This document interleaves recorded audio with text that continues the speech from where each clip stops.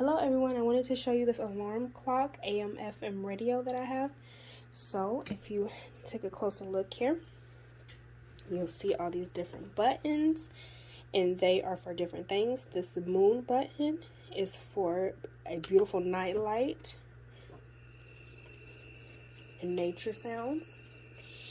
These buttons on the side here, they control the brightness of this light in case you want to dim it down a little bit, as well as change the vibe. You can also just turn it off and have your nature sounds with your clock face. Your clock face has the days of the week, your time, your moon to show that that function is going, and your alarm clock. You can also set a second alarm clock with the buttons on this side. There's also a radio button. So if you turn your sounds off, you can turn your radio on. You control that with the knob at the top to set your radio. Your volume up and down are also on the sides for your radio. Your second alarm clock button is here.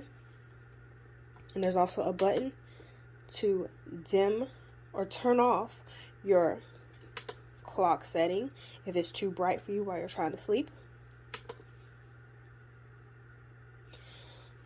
Its power source is a cord and adapter. It all comes together with this alarm clock.